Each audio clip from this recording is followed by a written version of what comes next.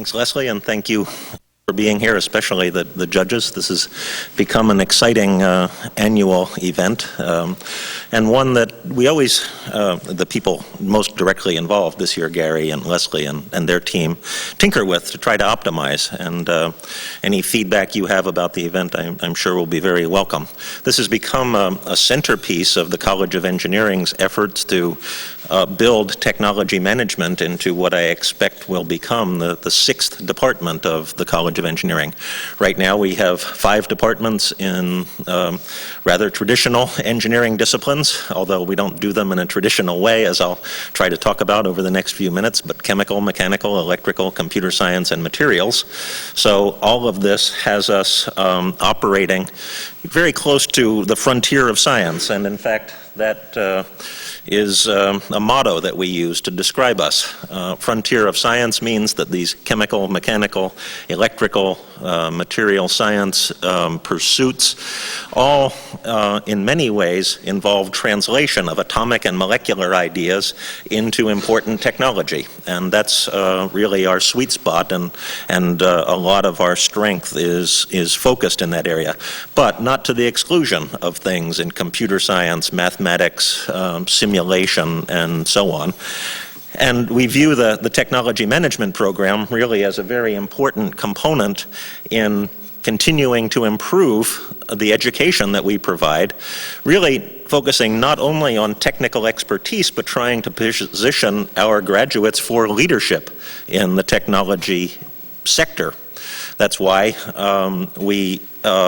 as we plan this program, it is being very closely coupled with the technical offerings of our courses, the laboratory offerings, the things that are really moving out into society and helping us address what we think are pressing needs of society. And I think it's not too wrong or crass to say that one measure of what is a pressing need in society is what becomes a popular, profitable product. What people are willing to pay for is certainly a valid and valuable indication of what people need.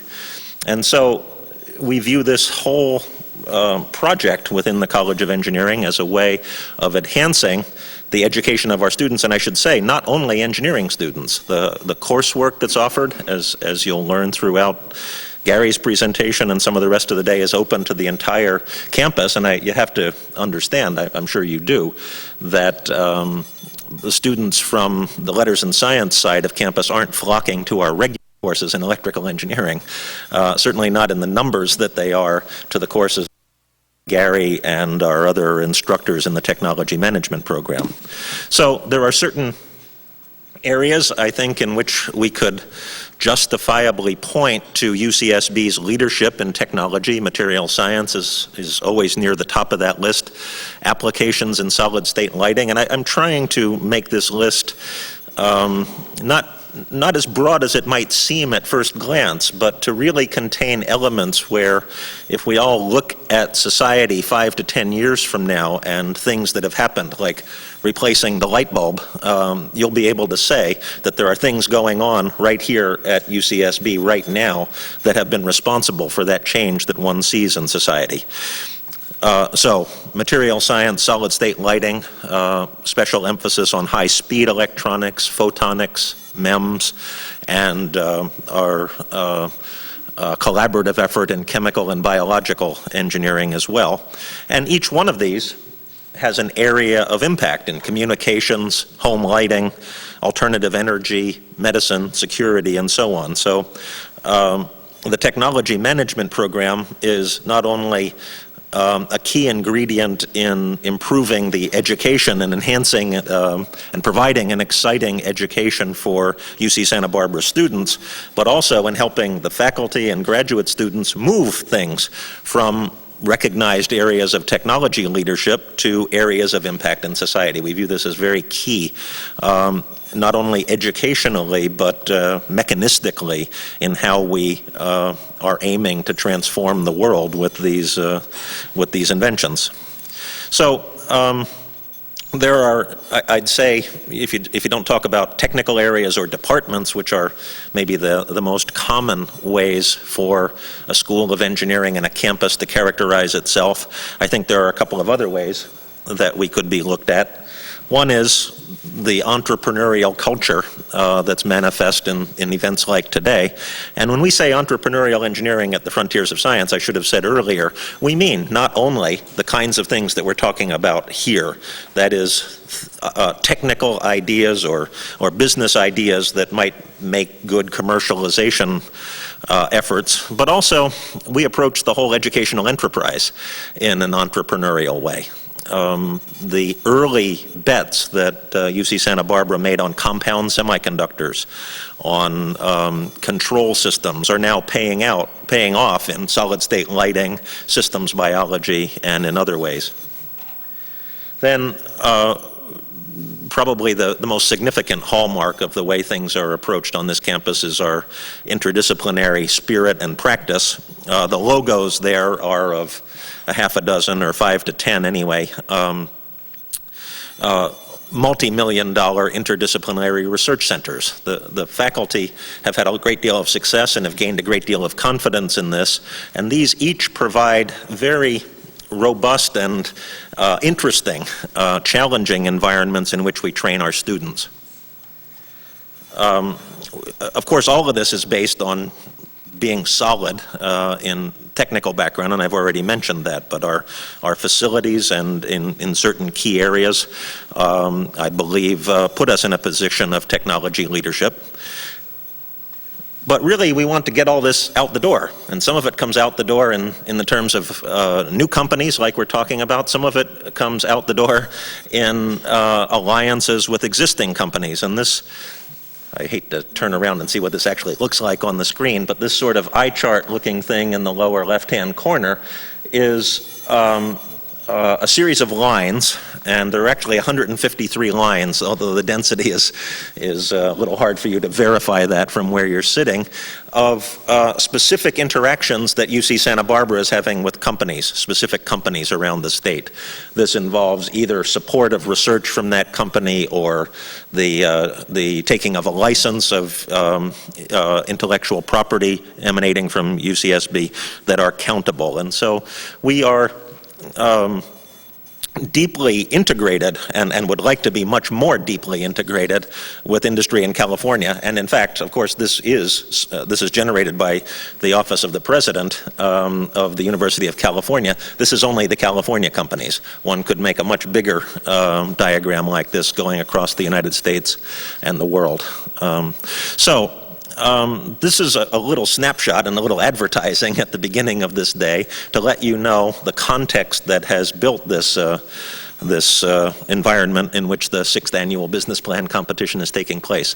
I hope you all find it enjoyable, and I'm going to invite Gary Hansen to come up and tell you a little bit more about the Technology Management Program. But thank you very much for being here.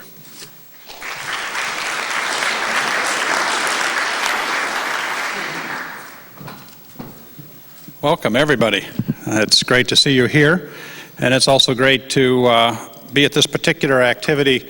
If you read the business news over the last weeks or so, we have inflationary problems with energy and oil. We've got a large international or large national company having a problem with its pension systems. We have uncertainty about economic growth. And if you really think about why are we all in this room, why do we have the standard of living, as one of our lecture series speakers said, it's because we have an economic entrepreneurial engine in this economy. And what this program is about and what this day is about is celebrating wealth creation, value creation in the United States and within California, and centered right now within the College of Engineering. And that's quite a feat, given that we don't have a business school on this campus. So I think that's quite an interesting juxtaposition when you think of, I have disruptive technologies makes winners and losers. Which one you are depends on leadership. The paths that you choose with either your career as a student or as a company, how you encounter or how you face new technical challenges. And what I've listed up here are winners of the last, I think, 4 or 5 business plan competitions, each of which have introduced disruptive technologies to their marketplace. Rami Bitar, who is, Rami, are you here? I don't think he's here today. There was some chance he was going to fly down. Advanced stuttering treatment was what he won with last year. Patrick Dietzen and Brent Gaylord, not a business student amongst them, started a company called SiriGen, which is a genetic diagnostic company. Nicholas Hughes and Jai started a broadband communications company. Brian, Allison, and Brenton have been poster children for how long? Byron, sorry. For the program. Their company, which Oxygen Solutions is now called Inogen, had a product launch and is in a rapid growth phase. And I had to put honorable mention here, Jake Ostrowski and Matthew Kirk. They participate in the competition every other year. In the absence of a full-fledged business school, they just can't get enough of competing and trying to win, trying to commercialize and try and bring new products to market. But this program is about essentially disrupting the norm. The norm is to create a traditional business school that creates generalist MBAs. We're trying to create a technology management program within the College of Engineering that's targeted towards the process of commercializing and bringing new technologies to market. We say TMP, where technology becomes business. It's not as though there are technologists who are not business people, or there are business people who are not technologists. We're trying to blend the two together. The mission of the program, educating men and women to create economic value through new technologies. We're doing that at the graduate and the undergraduate level, trying to create an exceptional business education program within the College of Engineering. And it's important that this take place within the College of Engineering for two reasons. One, the largest growth engine in the U.S. economy comes out of technology and technology-driven startups and technologies driving major corporations. By taking those skills to business skills to the technologists, we enable them to, one, be more successful and to bring new technologies to market at a much faster rate. Well, what about at a campus like UCSB, where the majority of the students are not technologists? What's in it for them? And what's proven to be the case is that in order to enter the technology marketplace, where there are substantial risks and a lot of pressures, those firms are making decisions based upon who can add the most value the earliest within their organization.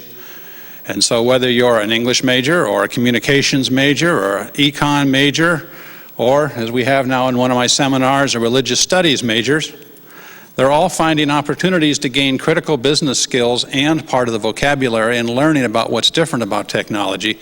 They're finding that they're able to gain access into a community and a business setting where before they didn't have access. So the program benefits not only technologists, but people from across the campus. TMP and you. So it's a little hard for me to read the screen. We're already offering a series of classes. Most people don't realize how many classes are available and that they're open to students from across the campus. So right now they're quite popular, so I can't say any student. In fact, it comes down to almost any senior student.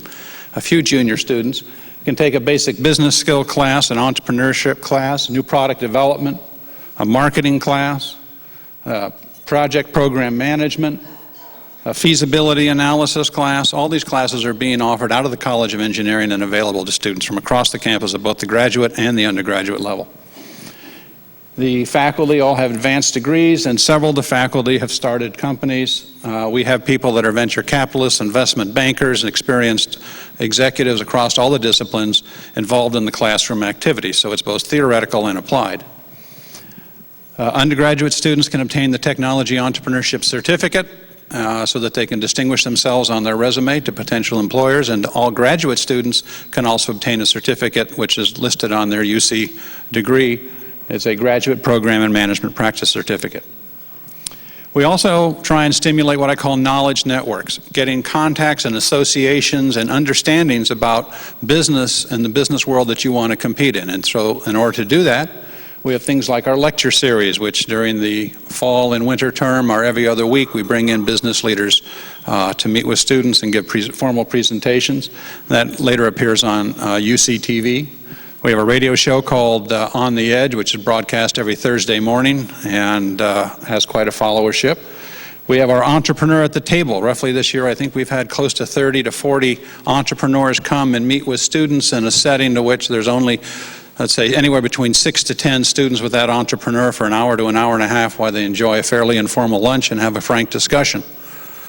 Let me pose this question to you. If you're going to meet with a highly successful investment banker, there's only 8 other people and you in the room, What do you think the investment banker is going to spend his time talking to you about? Relationship. How to build relationships in business and the key to networking and building relationships and trust with each other. I wouldn't have expected that. But every student that walked out of that room had a whole new dimension about how they thought about their business skills. It wasn't just having the latest financial techniques to put a deal together.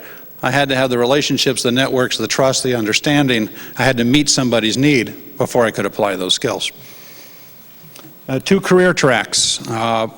Some people want to be entrepreneurs. They want to work on their own and work in small teams, or they want to build organizations and they want to do it serially. That happens to be true for a number of the members of our panel today.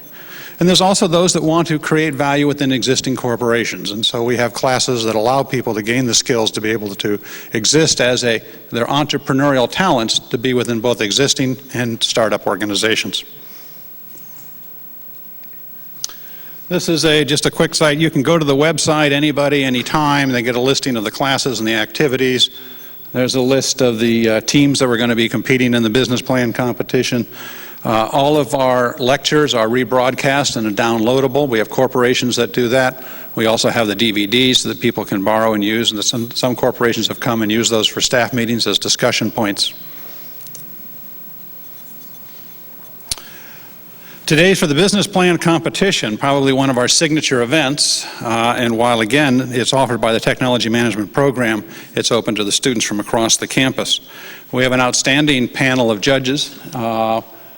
Raj Atluru, Managing Director, Draper Fisher, Jeff Carmody, founder of Agility Capital, Sue Hesse, entrepreneur in residence with the Kauffman Foundation, Bill Parrish, founder of Indigo Systems and winner of the Venki Award last year. The Venki Award is the prestigious entrepreneur award, essentially the equivalent of the sort of Entrepreneur of the Year award that the UCSB gives to the each year.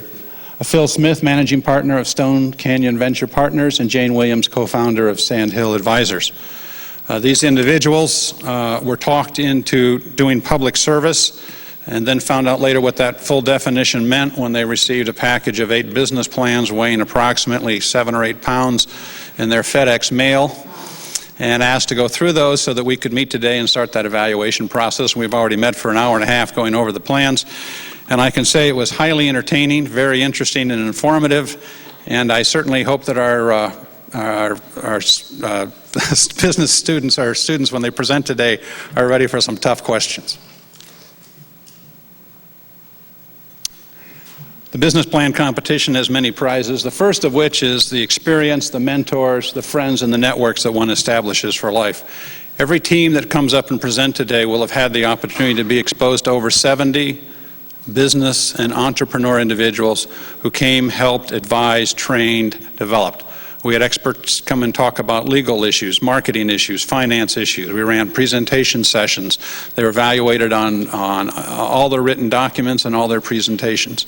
So they essentially had a rather massive education, business education, outside the normal classroom around something for which they had developed a passion.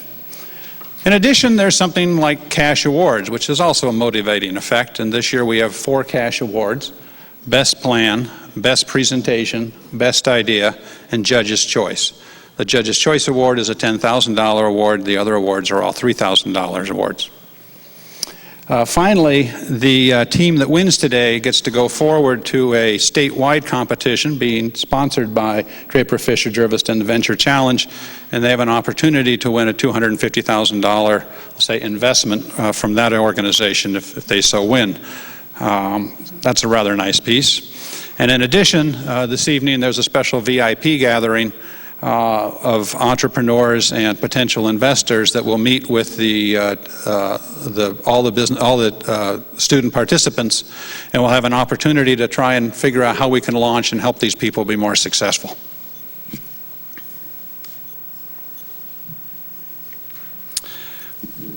And just I think where I turn it over to Leslie, who is really the master of ceremonies, and I have to say,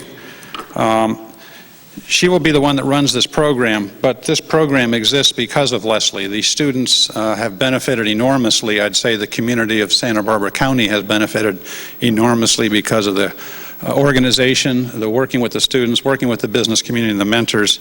My debt of gratitude far exceeds my capacity to express it. So thank you, Leslie, for an outstanding job for today's activity.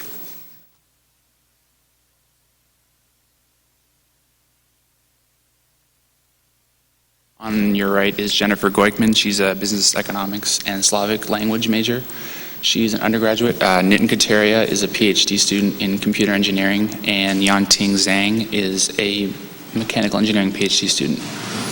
And my name is Ethan Smith. I'm a computer science and psychology double major, and I'm one of the founders of DataPoint. First, we'd like to thank the judges and all the student volunteers and TMP for making this happen and working really hard. So the basic idea of DataPoint is to create tactile screens for blind and visually impaired people so that they can use computers. I first developed this idea when I was working on a navigation system for blind and visually impaired people, and it uses GPS, and I noticed how hard it was for them to use computers. There are no other current screens that show the entire contents of a computer. My friend West, who is blind, showed me the two products that he uses. The first is a one-line refreshable braille display, which has about 80 letters. It's about $10,000. And this is nice, but you can only use it if you read braille. It's not interactive. And anyone who's used a BlackBerry knows how hard it is to use a computer with one line of text. And the second product was a text-to-speech program, which reads the contents of the screen, but this is also very difficult to use if you want to go from the top left of the screen to the bottom right. You have to go word by word to get there. And so I asked him, well, do you like these products? And he told me there are no products that he can use that truly help him use computers. And I asked him, well, why didn't you like the text-to-speech? And he said, well, it's hard to interact because you can't use a mouse and you can't click on icons. So I asked him, well, how about if someone made a computer screen, which is what we were thinking of doing, where you can feel the icons, you can feel windows, you can feel the text, line graphics. It would be touch sensitive, so if you put your finger on an icon, the computer would know that, and you could click on the icons, and it would be text-to-speech enabled so that you could hear the contents of the screen as you're putting your finger over the screen. And he said that would be nice, but it would cost hundreds of thousands of dollars with the current technology. But we found a technology that will cost 1/100th of the current price. Using an established MEMS technology called microfluidics, we can use electrothermal cells that have tiny bubbles, and when you inflate the air inside those bubbles, you can then feel the points. This technology was developed at Caltech. It's been around for years, and it's been proven to be durable, feasible in other applications, and cost-effective. There's currently 10 million blind people in the United States, and of those, only 800,000 can read Braille. That means that there's 9 million people that cannot read, they're blind. And as a student who's been going through job interviews, I can tell you that if I go in an interviewer and say that I can't see, I can't read, and I can't use a computer, then I don't have a chance of getting the job. But if I can tell the interviewer that I can't see, but I can use computers, I can use the internet, I can read email, then I have some real options. Now, I think this technology is really cool, and I hope that some of you do too, but it doesn't really matter what I think. What matters is, does the customer want it? And originally when I envisioned this screen, I wasn't going to make it with text-to-speech capabilities, but as I talked more and more to blind and visually impaired people, that I came to understand that that was a feature that they really wanted. And all I care about is making a product the customer loves, because if the customer loves it, then it's going to be successful. We are approaching our business model by making a superior product at a lower cost. And we're doing this by mitigating risk, by outsourcing the MEMS manufacturing and the software development to other companies. And DataPoint will focus on the high-level design, distribution, and sales. We've taken the serious legal aspects of our products seriously, and we've filed a provisional patent based on the use of our technology. The technology itself is not patented, but as we optimize the technology for our application, we will then file full patents based on that technology and based on the use of that technology in tactile communication. We've identified our first potential customer, which will be the San Diego Unified School District. They've already expressed interest in prototyping our product and purchasing it thereafter. And then we plan on going to other school districts and taking advantage of government funds. Then we plan on using established distribution channels such as VisionQ to reach the 1.5 million current blind and visually impaired computer users. And we believe our product is so much better than other products and cheaper that we can capture a significant share of that 1.5 million. But there's still 8.5 million blind and visually impaired people who are not using computers. And we believe that's because there are no current solutions to compute. And because our product is so compelling, we believe we can reach a significant share of that 8.5 million as well.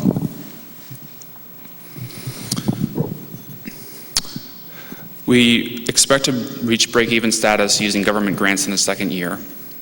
And we plan to launch our first product at 20 months and mass manufacture there shortly thereafter.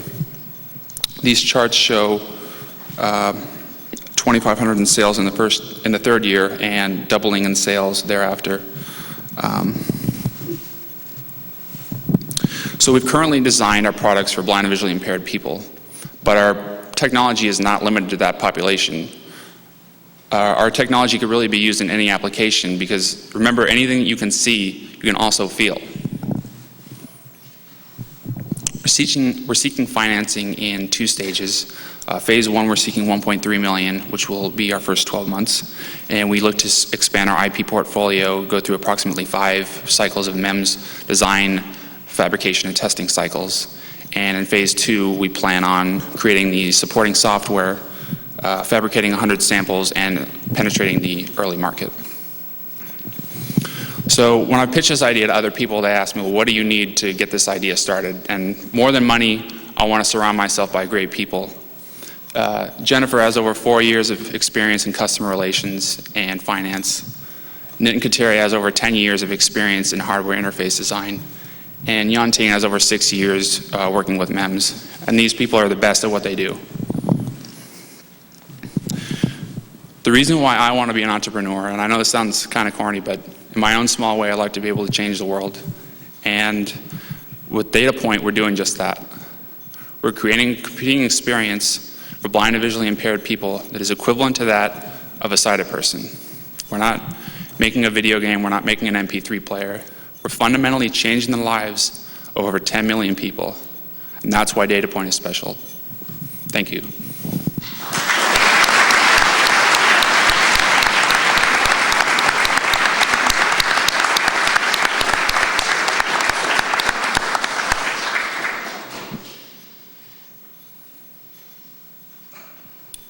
Ethan, thank you very much. Great presentation. Thanks. I read your business plan and really appreciated it. It was exciting and good job. I'm curious, you guys have potentially at least filed IP? You've filed for patents? We've filed a provisional patent based on the MEMS technology, the use of that in tactile screens. Okay. And is that you as a team? Was this a university-led opportunity? I, as an undergraduate, came up with the idea, and so I personally own it. And because we're not incorporated, we're not a company yet, I personally own it just because of the legal concerns. Okay. I'm trying to get a feel for what the user would have to go through with respect to a training process. I know that when you put a person in front of a computer, not a child, but an adult in front of a computer, and they're not familiar with it, they're afraid to break it. Can you explain to me what detailed training you're going to be providing these individuals with and what that might cost either the individual or the company itself?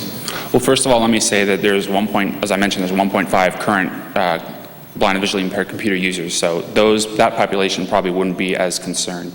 And so the training would be limited in that. The training would more be based on the interface, although we hope to design an interface that's easy to use.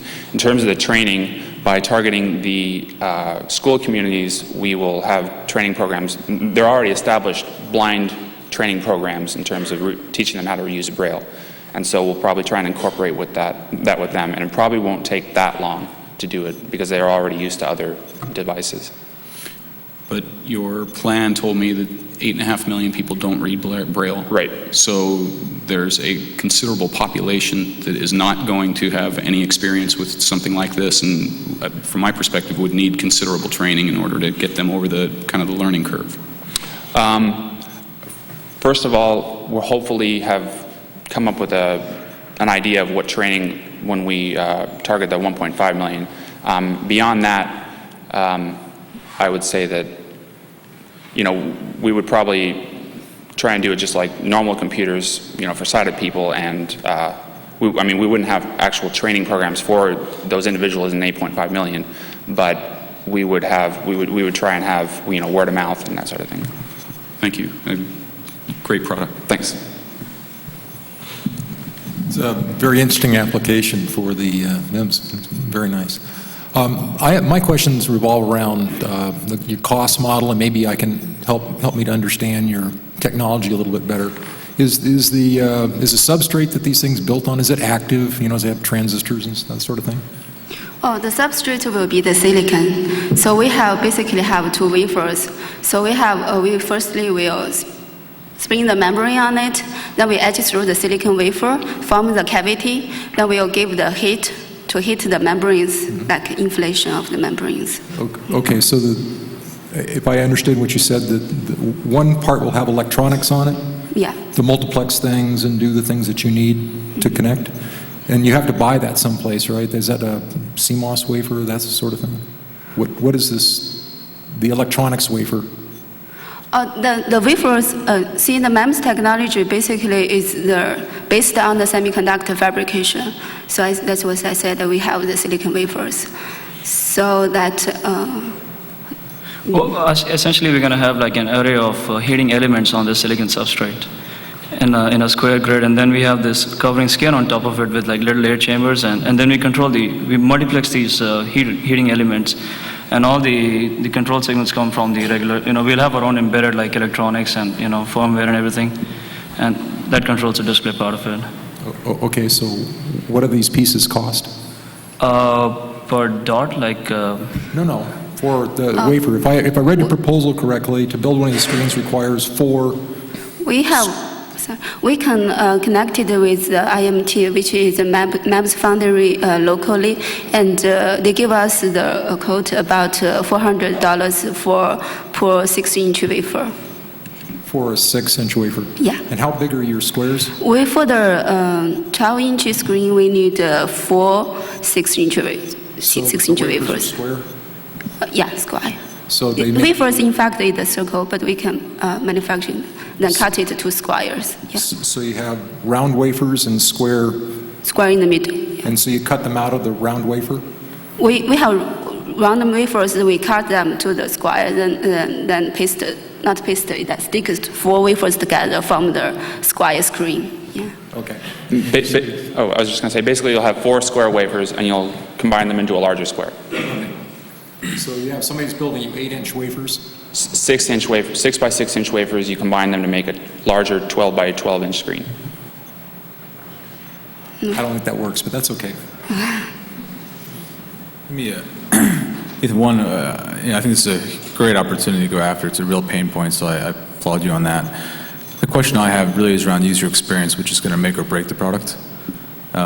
One, talk to me about the content and what needs to be changed on the content side to enable the end user to have a good experience. And then go ahead, sorry. And the second one is really geared towards you and try to get a sense of your experience and background on the UI front. Because this product is going to be innovative and new, and unless the user has a good experience, it's going to fall the way of the other couple of products that are in the market. In terms of the user interface, that would be more my area of expertise. And so basically we plan on having tactile icons. So you have the outline of the icons, the outline of the windows, and just like on a computer screen where if the words if the caption underneath the icon is too long, then you'll have the little ... thing. And so we'll have the Braille text, and obviously we won't be able to fit in as much Braille text as a regular screen would. And so we will use text-to-speech so that you can hear the contents of the screen. So a lot of the text itself, you probably won't be feeling. It'll be more the outline of the icons and the windows and everything. Are you going to be able to take in any kind of content? Any kind of content? I guess it would depend. If it was a picture, then that might be difficult. But if it's a simple line graphics, then you would. The icons in the windows, yes. HTML, XML, etc. Anything that's... Right. We're pretty much targeting text and line graphics at this point, because line graphics, because there might be like a brilliant mathematician out there who can't see, and this opens up a brand new possibility for this guy. And text pretty much communicates most of the information that you need. So, that, and then we can further, we can refine, depending on, how we go, we can make the resolution even better. So you can actually have features like zooming in and out and all kind of possibilities. Thank you.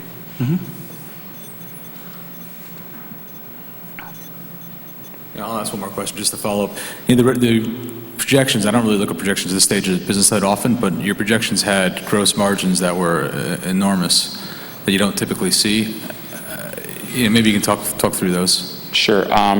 First of all, I originally planned on having about a 50% margin, and the screens will cost about $2,100 per screen, we estimate. And so I originally thought about having a $4,200 screen.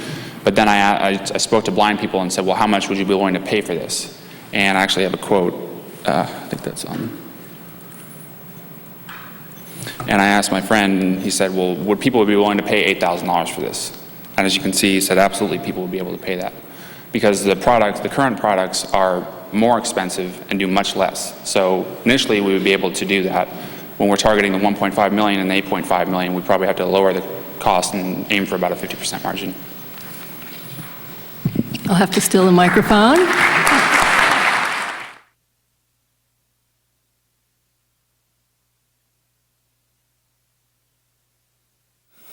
Good afternoon. My name is Jared Golchin, and my business partners who are sitting over there are Benjamin Bakshi and Tudor Barak Mate. I'm here today to present to you our company, Nadero. Now, before I tell you what Nadero is all about, I would like to start with a little audience participation. By show of hands, who here has used an ATM in the last month? Okay, thanks. Who here has ever played the lottery?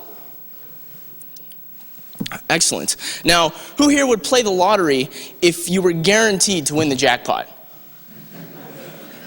Well, unfortunately, we have not devised a way to make every player a winner. Sorry about that. But we have developed a way for our company, Nadero, and its investors to be big winners regardless of what numbers are selected. Nadero is the link between the lottery industry and the ATM industry.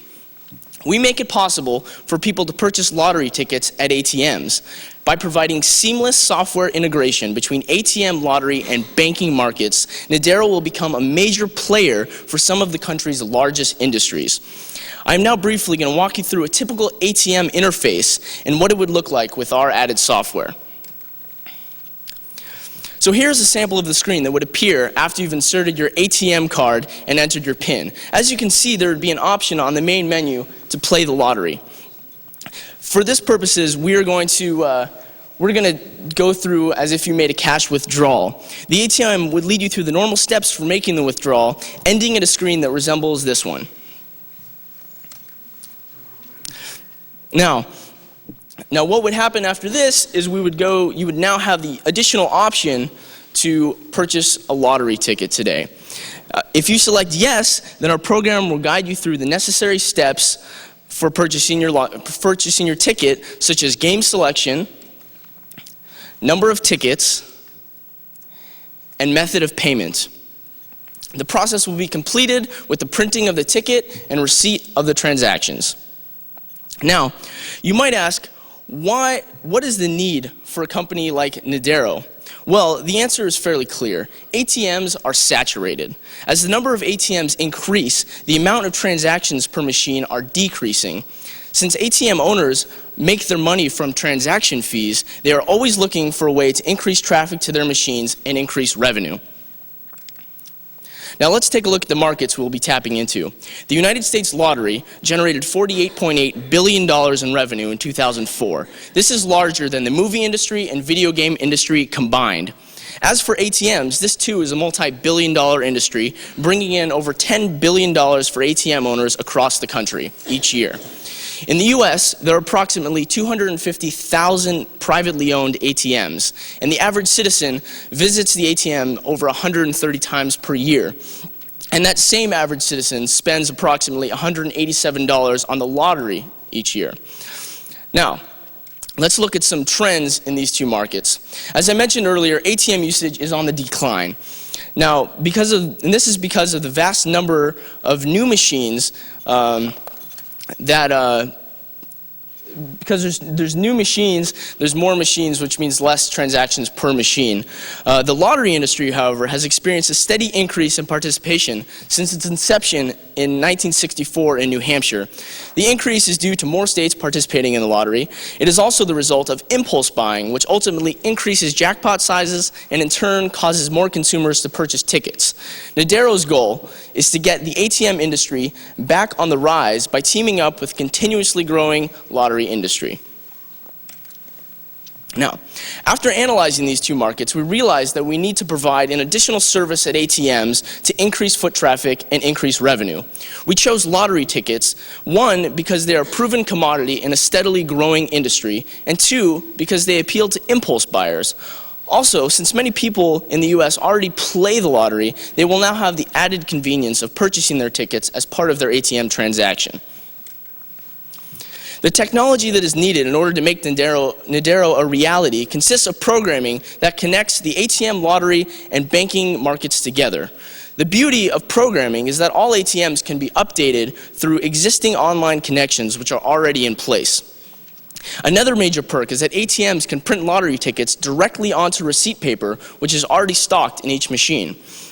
The only regulation for lottery tickets is that they must be printed on either paper or cardboard. This allows us to avoid any hardware installations and make it possible for any current ATM to sell lottery tickets. Now, I'm sure by this point you're wondering, how does Nadero stand to make money? Well, let's first look at the breakdown of an online lottery ticket. Each lottery ticket is sold to the consumer for $1. That dollar is divided up among several parties, including state taxes, prizes, operating expenses, direct costs, and the one that we care about the most, retailer commission.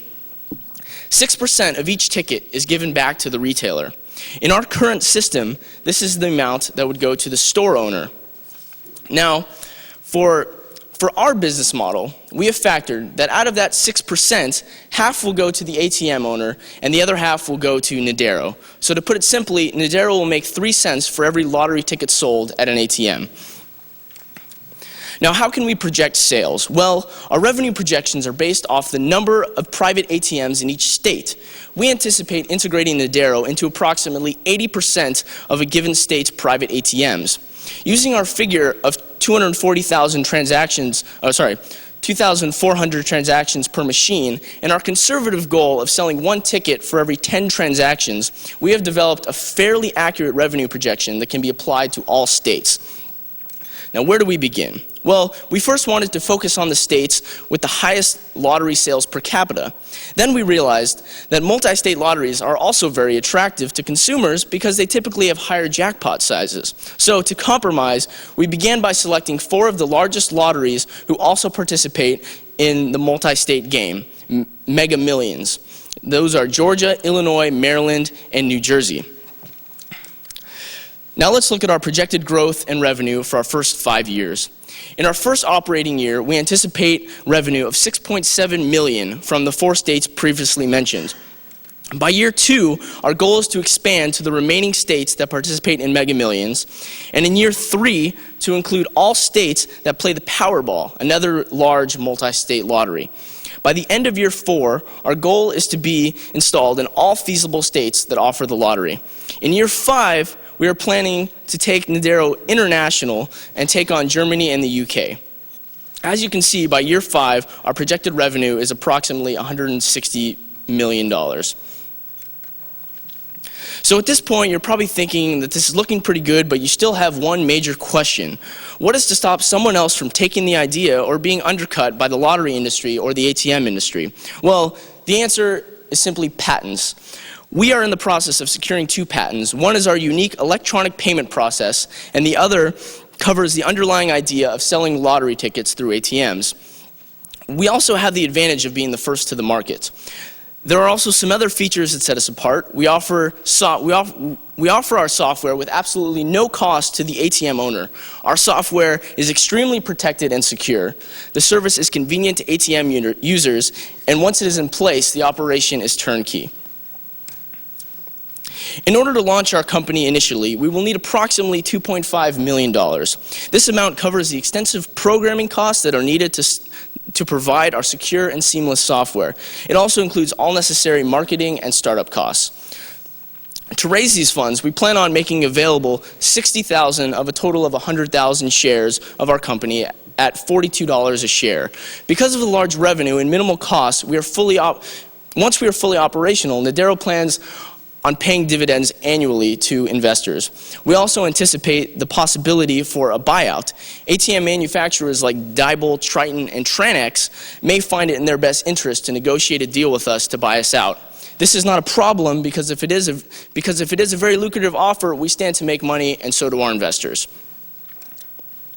Currently, our management team consists of myself, Jared Golchin, Benjamin Bakshi, and Tudor Barak Mate. We look forward to adding team members who have experience in either ATM or lottery industries. With their expertise, we will be able to execute our business plan most efficiently. Additionally, we would like to reach out to lottery commissioners and management from banks or ATM industries as well. Also, politicians who are familiar with lobbying and state legislature will be a good fit to round off our board of directors. Over the course of our research, we have come into contact with many experts in the lottery, computer programming, and ATM world. David Ferris, the marketing director for Washington State Lottery, was extremely enthused by our idea and has offered to assist in future lottery negotiations. Brandon Green, a top computer programmer out of California, made it clear to us that this technology is feasible, and he has verbally committed to program our software with the help of his team. Also, Stephen Walker, a private ATM owner and operator, said that he will allow us to run tests on his machine. This idea looks very interesting and profitable.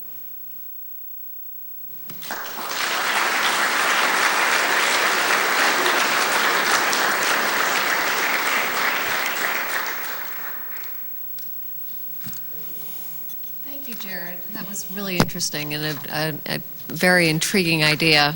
Could you speak a little bit more about security issues? I know that there has been there have been significant security problems around ATMs and growing ones. Can you address the role that you'll play in that?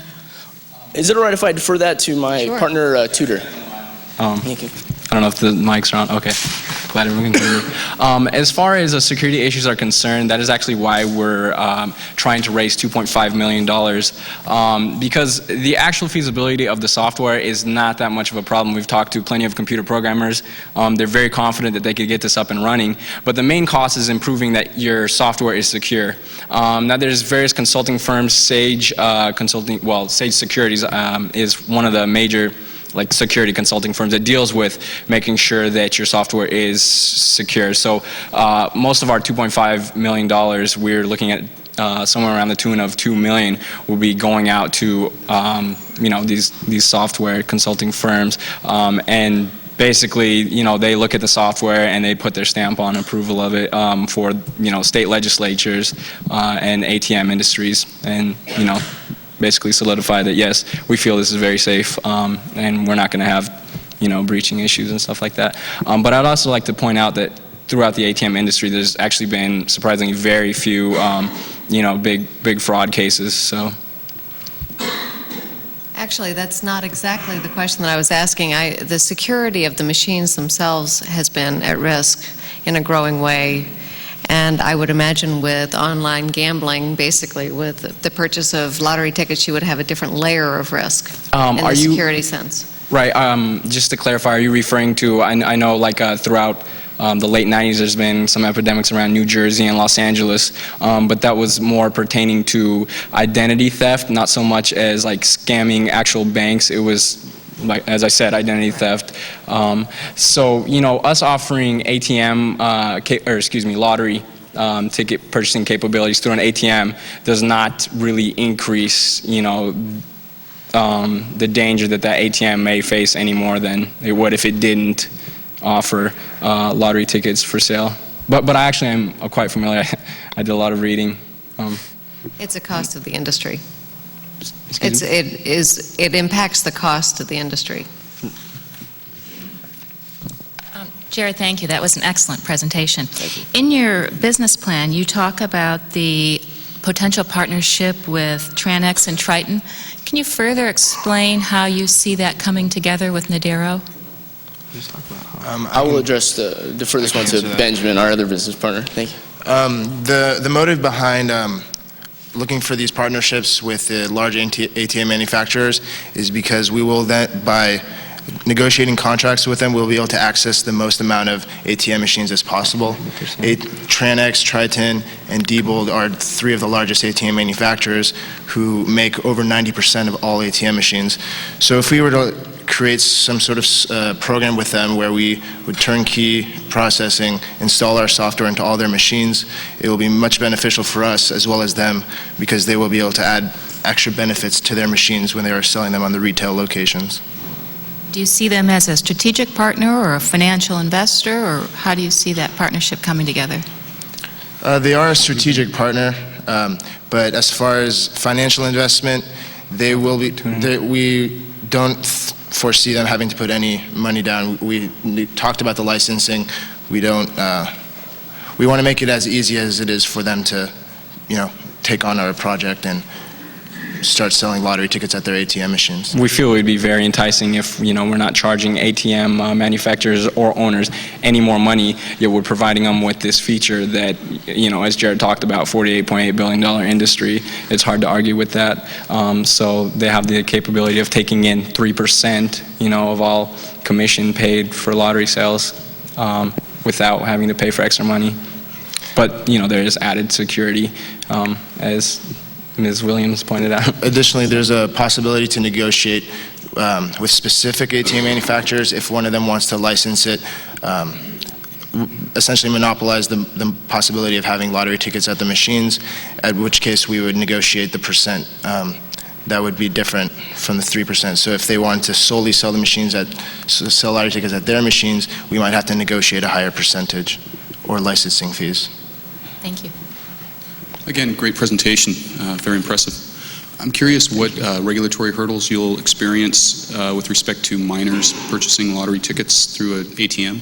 I'm sorry, I couldn't understand the question. What regulatory hurdles do you think you'll encounter with respect to the potential for minors to purchase lottery tickets through an ATM?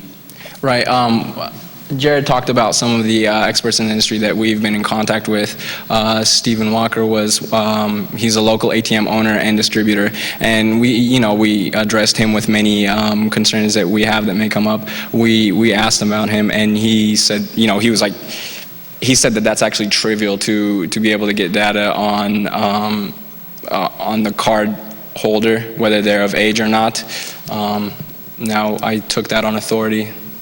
Interesting, because my card doesn't know that I don't speak Spanish. Every time that I go to an ATM, it asks me, do I want it in Spanish? So it's just kind of interesting to think that the card would know whether you're of age or not. Yeah, as I said, I'm not an industry expert, but Stephen Walker did assure me that that's not really a problem that we would have, because he was very, very excited to, come on board and try to profit from such an industry. So. You show $2 million in product development in year one, and then you show that stopping.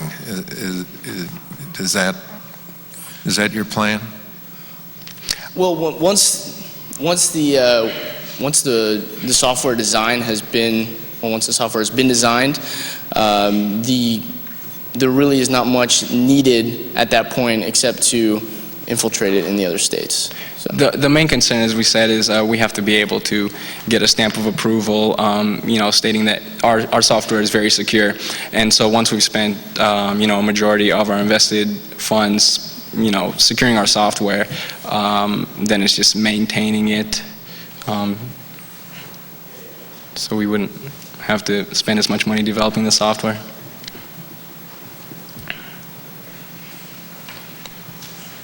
Great. Well, thank you guys very much. Thank you. Appreciate it.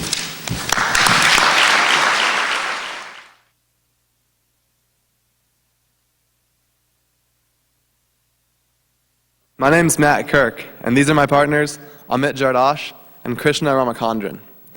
We are here today on behalf of YU Network Solutions, accelerating wireless mesh technology. Now, our firm is focused upon the development of optimization software for wireless mesh networks. Our approach is patentable, and the manner in which we address the issue is unique and non-obvious. So that leads to the question, what exactly is a wireless mesh network? Wireless mesh network technology is an emerging technology that has drawn significant interest from industry due to the fact that it has high reliability, high bandwidth, and low cost of implementation.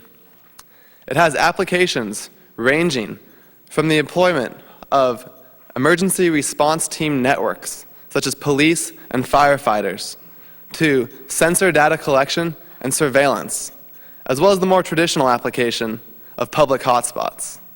In the coming year, there will be over 150 deployments across the US for these municipal networks. The technology was originally introduced to the market in 1998 by a company entitled Ricochet. The company was located in New York City and introduced the technology to the larger portion of New York City. In 2001, when 9/11 occurred, this technology was the primary source of communication between emergency response team personnel. That said, there is one significant and foreseeable problem with the large scalability of this technology. That being that as the network sizes grow, current technology will produce adverse effects from signal interference and network congestion, which will result in significantly slower performance for the end user. These adverse effects threaten the expansion of the technology. However, we are here. YU Network Solutions provides a proprietary software solution that enables wireless mesh technology to shine once more. We alleviate the adverse effects from network congestion and from signal interference and display a 2x increase in end-user performance speed in lab settings. Now we're confident with further development of the technology, we can increase this yield to 3x. So how do we do it? The following is a typical depiction of a wireless mesh network, where you have devices, routers, scattered throughout the grid. One of these devices is connected to the internet, and that's called the gateway. AxleCube plugs into the gateway and talks to the surrounding routers, deciding how to optimize the network and sending them the configuration settings. So our business model. YU Network Solutions will license this technology and sell AxleCube hardware devices to mesh hardware manufacturers. We will also accrue additional revenues from consulting services to provide them with the assistance needed to implement our technology and their product lines. Now, our key clientele base consists of companies such as Cisco, Nortel Networks, Tropos, Firetide. All in all, these companies have amassed over $400 million in institutional investment in the last 5 years alone. And this industry is truly a hotspot amongst VCs. So our distribution model. We will sell our technology and license the software to hardware manufacturers, who will then distribute their product and ours to management and installation firms, the firms that actually deploy these networks. So the market. The mesh market is currently worth $750 million, with a projected compound annual growth rate of 58%, according to Muni Wireless, a firm focused specifically on wireless mesh market research. Now, the market consists of hardware and management, with each submarket comprising about half of the entire market. Thus, the hardware market is also large and fast-growing. Now, our addressable market is a submarket of this hardware market, an optimization software market. Currently, this comprises a very small percentage of the hardware market, as technology is still far from homogeneous, and hardware sales are just starting to take off. We project, however, that as this technology becomes more widespread, hardware devices will grow more homogeneous, and software will become a critical driver to sales.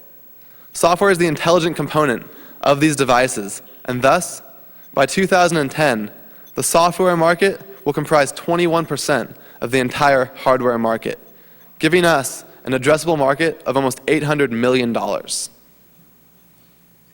So our projected revenues.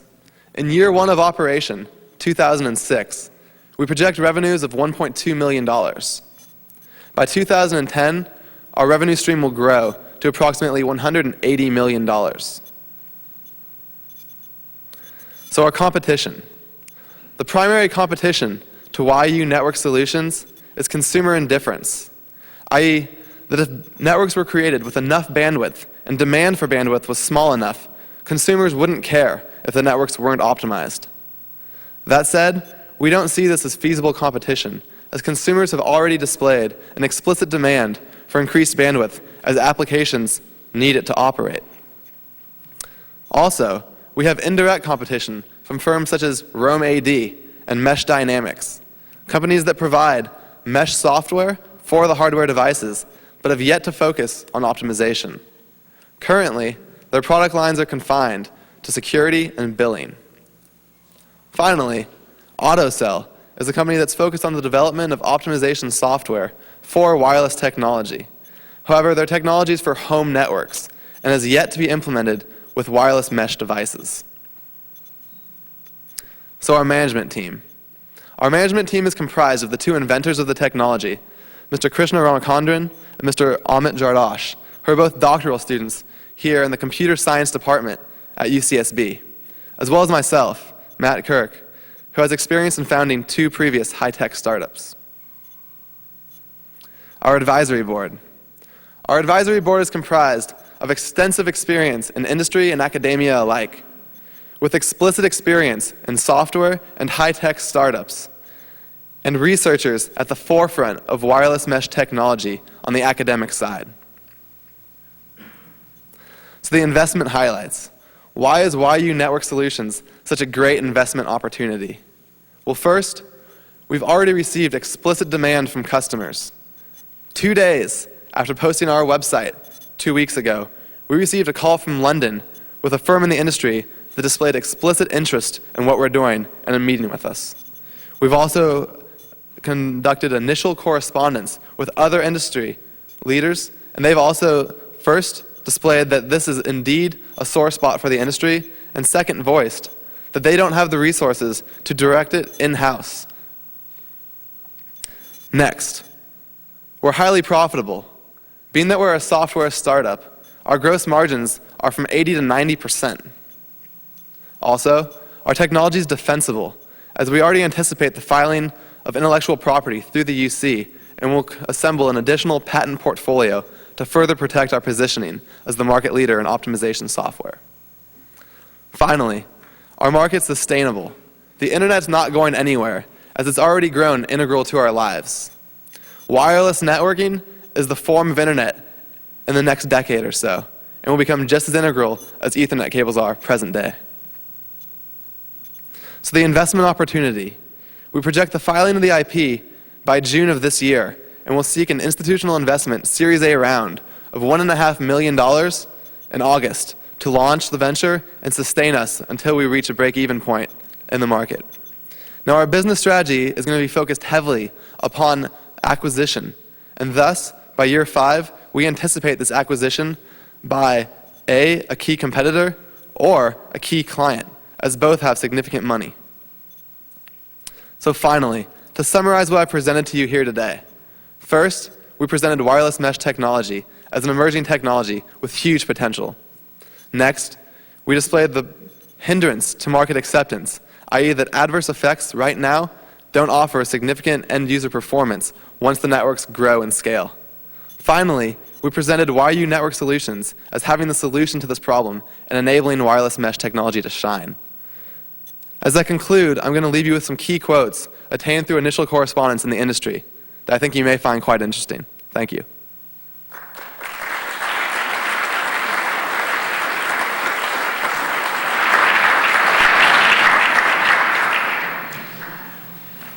Thank you, Matt. It's a good presentation. I might be reading this incorrectly, but it appears that your product pricing increases over the next 4 years by about 3 times. Can you give me an example of similar products and similar industries where there's been a price increase like that? The idea is that as the emergence of this industry takes place, we'll have consistent next generation products as the industry grows, and thus we have to adapt. With each next generation product, it also reflects the price in the pricing, the effect that software is becoming a driving force in sales, as it's the intelligent component of the device. So not only are we paying for the development of future next generation products, but we're also taking in further revenues due to the fact that software is becoming increasingly important as a driving force in their sales. Now, in the early 90s, when Cisco emerged, they did the same thing, where the first generation router and the second were back-to-back in a matter of years, and each time prices grew significantly because they could see the demand for the market was that great. You made me think of another question. Feel free. Do you, in your pricing structure, do you have any kind of follow-on revenues that you anticipate, or are these mostly one-time sales?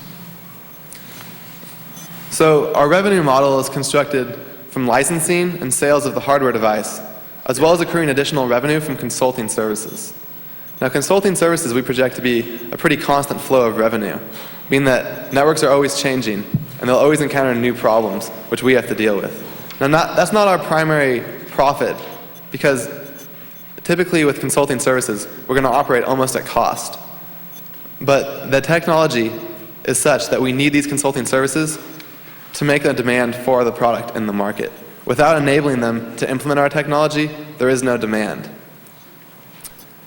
As next generation products come out, as the market grows, there's going to be continual demand for increased bandwidth in these networks. Our next generation products will have higher and higher yields, and thus our revenue stream will consist of sales to some of the same networks every 3 or 4 years as they upgrade. Matthew, again, I agree. Good presentation. Do Cisco or Tropos or any of your potential customers have optimization built into their network software? So currently, it's something they've yet to address, in part because the technology is just emerging, wireless mesh technology, that is, and they're so focused on the development of the hardware.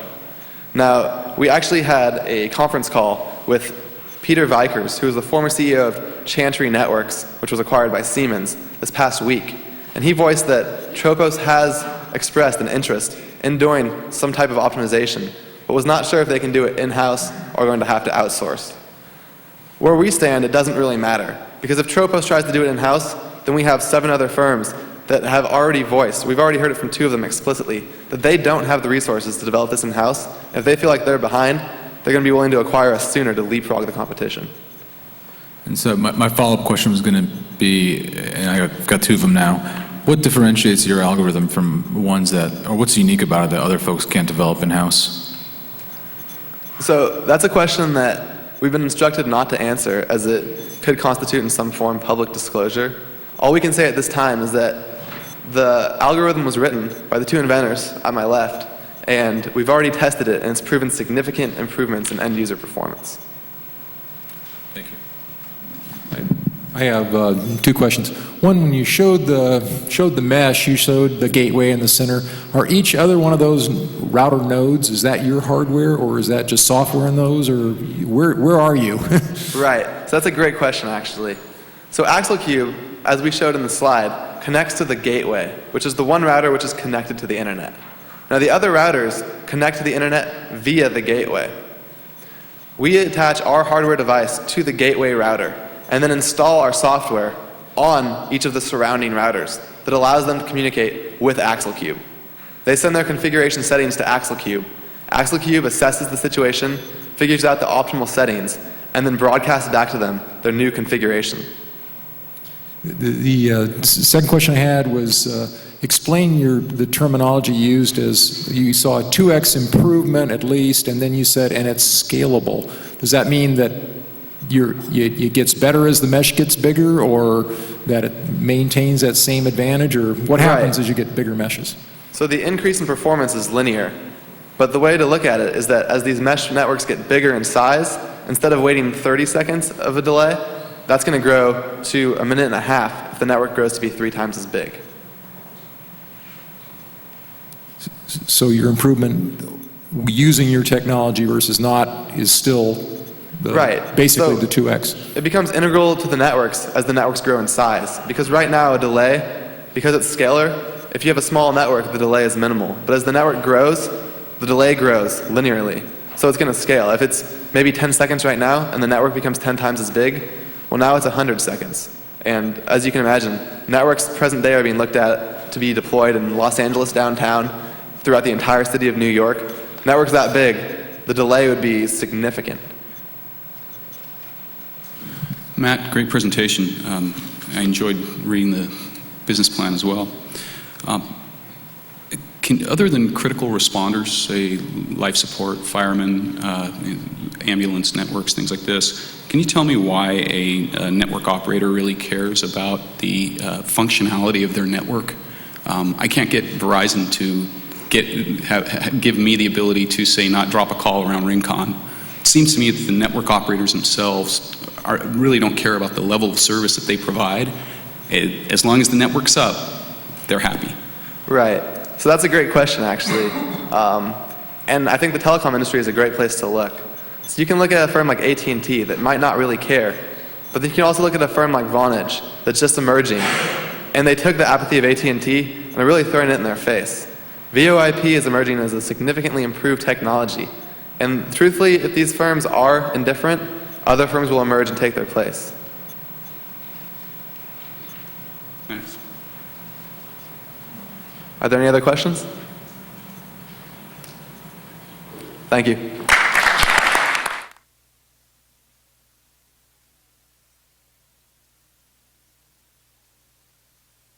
Good afternoon. My name's Ben Haskell. This is Paul Feeney, and I'm going to talk to you today about how Inlustra's advanced gallium nitride substrates are going to enable next-generation optoelectronic device technologies.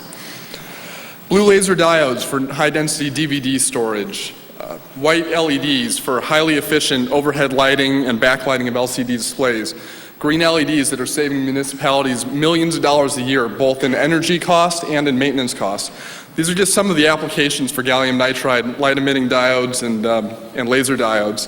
And Inlustra's products enable these applications. Every one of these devices has to be grown or fabricated on a substrate, which is just a 2-inch diameter semiconductor crystal.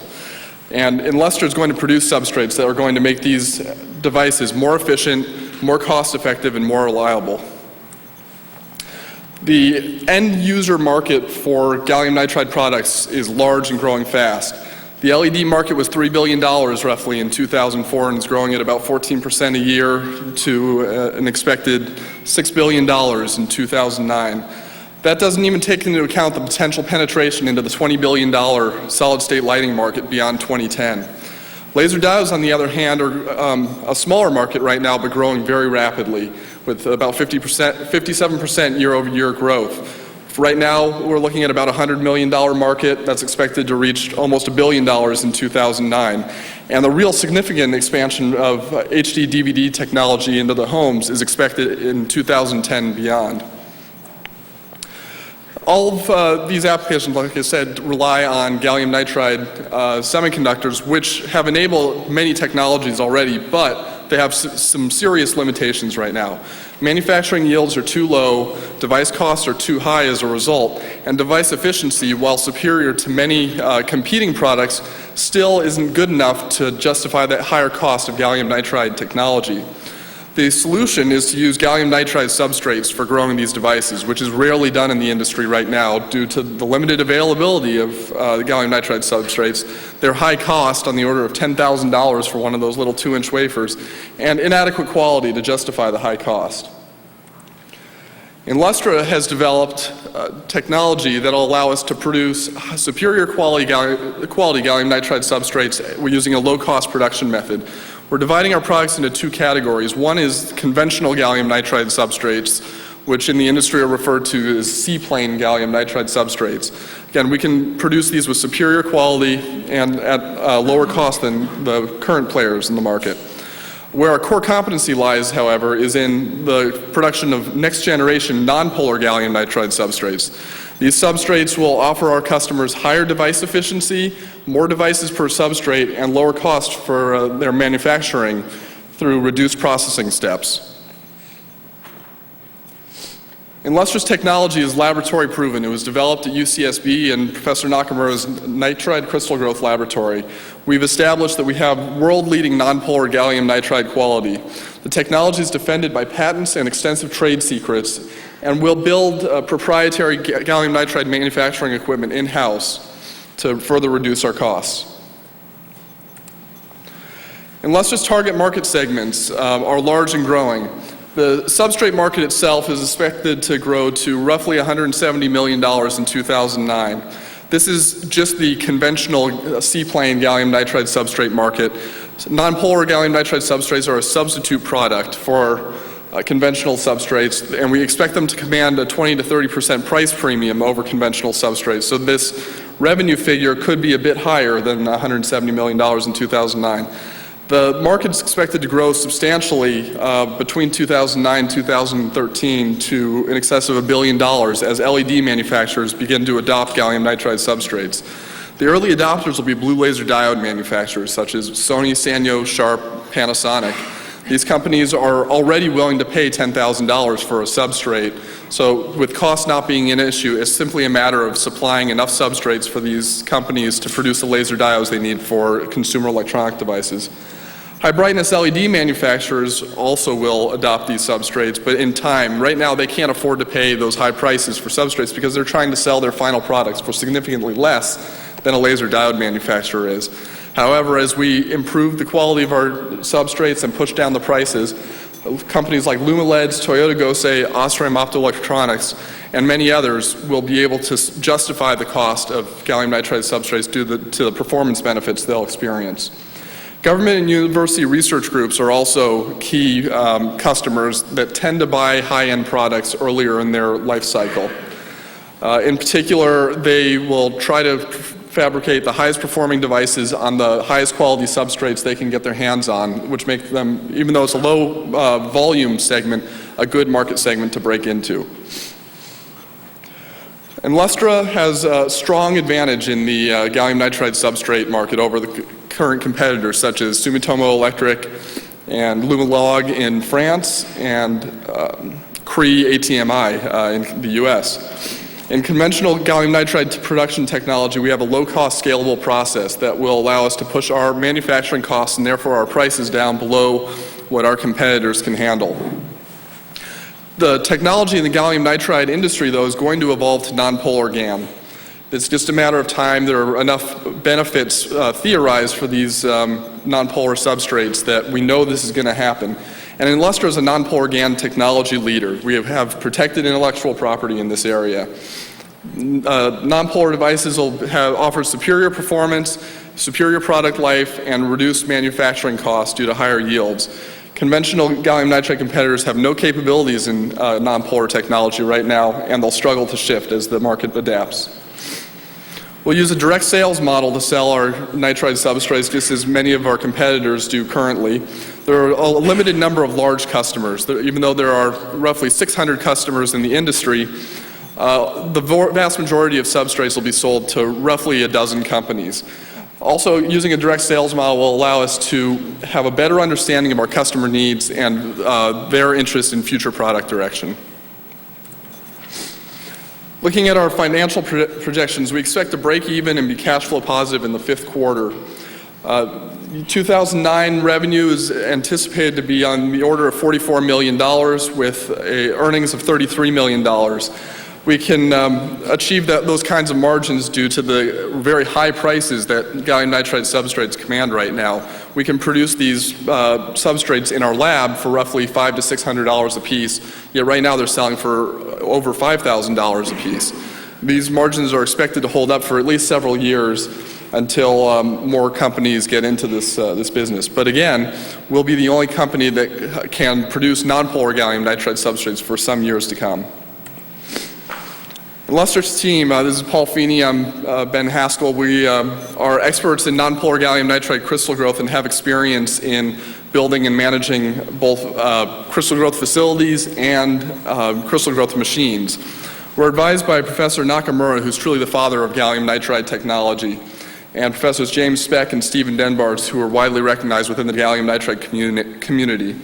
Joe Tumbler has been advising us on business strategy. He's a private investor and retired vice chairman of Sun America.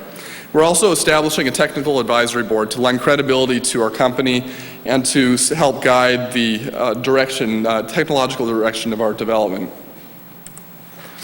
We're presently seeking a $2.5 million capital investment.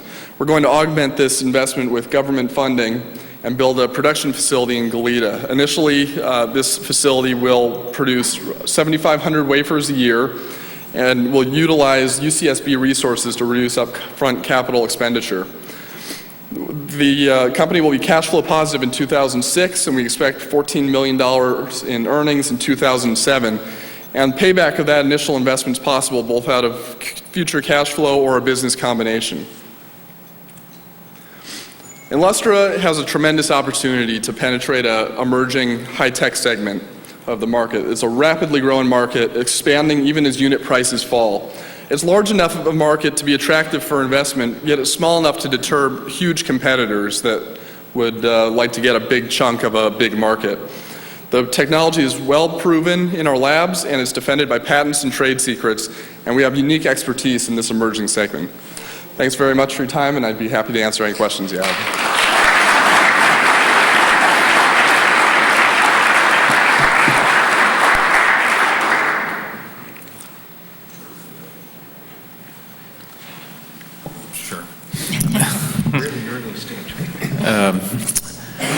I guess help me understand a little bit better what the market dynamics are for the 10 to 12 device manufacturers, and where they acquire the substrates from for their current devices. I'm sorry, I'm having a little trouble here. Just trying to understand the market dynamics, meaning you're supplying a substrate initially into device manufacturers who are building on top of it. What are they currently doing for substrates? Meaning, are they building them in-house, or are they acquiring them from other suppliers? Fabricated on what we call foreign substrate materials such as sapphire or silicon carbide. That's an adequate solution, but whenever you do that, you introduce literally tens of billions of defects per square centimeter into the device material, which robs you of efficiency and performance.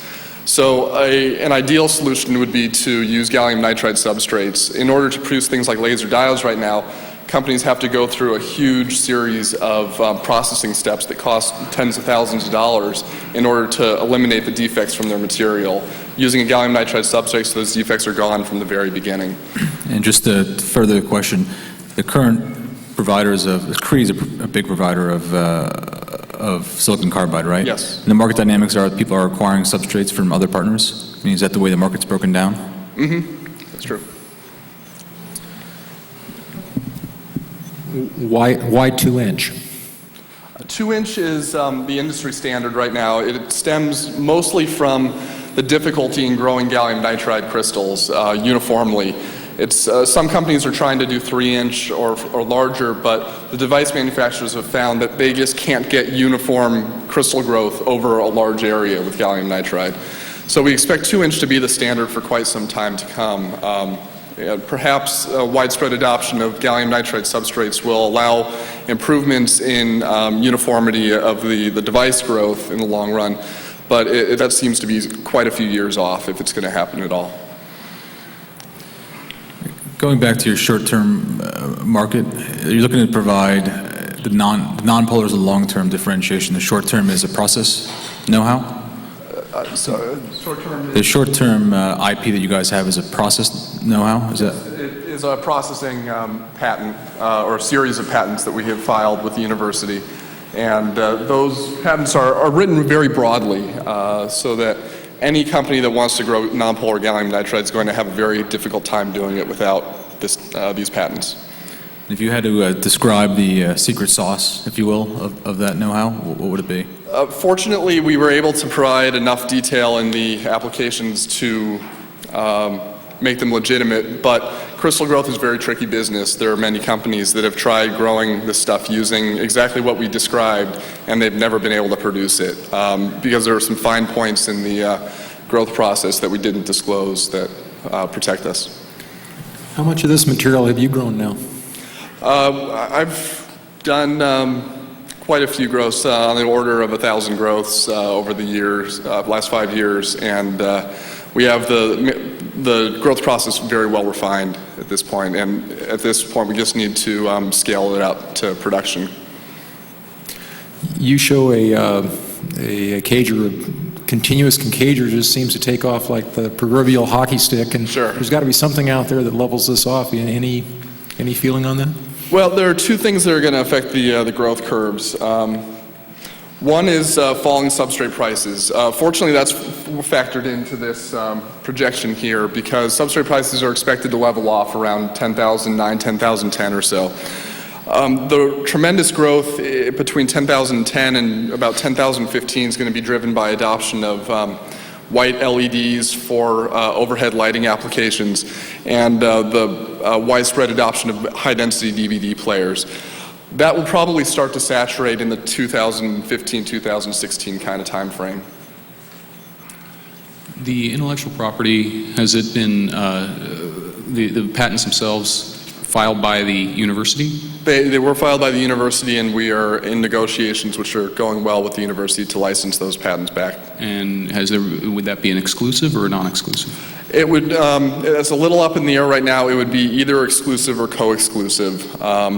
Because of the nature of the funding that was used to do the original research, we're having to work around a potential restriction on the licensing. But at most, there would be one other company that could license the technology. And that company is up and operating. That's Mitsubishi Chemical, which is a formidable company, but they've also been trying to grow conventional gallium nitride substrates for about 8 years now with no commercially viable products produced. That sort of describes the difficulty in growing gallium nitride crystals. You can throw millions of dollars at the problem, but if you don't understand the secret sauce, so to speak, you get nothing. So while we do take them very seriously as a potential competitor, we don't see the co-exclusivity of the patent situation as being a serious threat. Have potential customers touched the product? Have they had the opportunity to test the product? We haven't produced a commercially viable prototype yet. The lab scale prototypes that we've used have all been turned over to other device growers within the university, and they've grown viable devices on those. We haven't provided any substrates to anyone outside the university because they're pretty popular within our research group right now. And finally, why build a lab if there's plenty of excess lab space in the general area that could be rented, utilized otherwise? It's a pretty expensive undertaking and quite a long time to get permitting, et cetera. We have some fairly unique requirements in terms of facilitization. We actually need just the opposite of a clean room, which you would normally use for safety reasons. So we have to do a few $100,000 worth of facilitization in order to build a safe facility for producing this equipment or these products. But once we do that basic facilitization, that fixed cost can be spread over many, many crystal growth systems. So we can add 10, 15, 20 systems without significantly expanding the facility itself. You, getting back to the IP issue, in your business plan that you submitted, it had some fairly interesting numbers with regard to what the license was going to cost. I wanted to see if the University of California really does collect those kind of numbers. It sounds pretty good. Those are real numbers that have come out of our negotiations with the university. And specifically, it said 10% of what? The royalty numbers is about 1%, not 10%. But there are some fixed licensing costs. We have to reimburse the university for the filing fees for the patents, which will be rather substantial because we're seeking worldwide protection for these patents. But those are real numbers that came out of our negotiations. Thank you very much.